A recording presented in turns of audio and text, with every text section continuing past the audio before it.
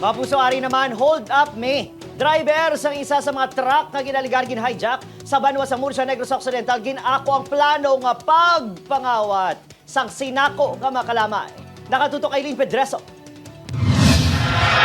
Na-recover na ang mga sakos ng kalamay nga nadula gikan sa truck nga ginaligar hijack na ginbilin sa Banwa sang Murcia kahapon sang aga.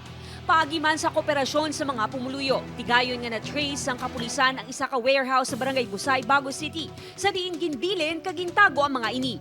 Ginkumpirma sang kapulisan nga mismo ang isa sa mga driver sang truck. Ang nagtudlo kung sa diin sa mga ini, gindiskarga ang sinako nga mga kalamay. One of them, yun nga, si John Michael, nagkaroon ng confession to the point na sabi niya is updan na lang ang pulis doon sa alleged na diskarga nila. Bangod sini, ginkabig sang kapulisan nga inside job ang natabo. Nahibaluan man nga nabuhina na ang 1,000 nga sako sang kalamay, sang 35 ka mga sako ka ginasuspetsahan nga ginbaligya na ini.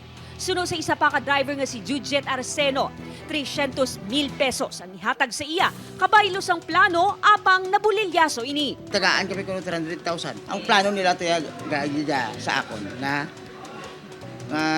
kung hindi ko mag-upod sila, patyo nila ko. Padayon nga ginapangita sa kapulisan ang kaupod sini nga si alias Ronnie, kag iban pa nga imbulbado sa pagpangawat. Qualified theft ang ipasaka batok sa duha ka driver, magluwas pa sa carnapping nga plano nga ipasaka sang tag-iya sang truck. Nagpasalig ang Negros Occidental Provincial Police Office nga tutukan ang insidente kag posible iban pa nga imbulbado sa modus. Upod kay Ruel Banggoy ay Lynn Pedreso, One Western Visayas.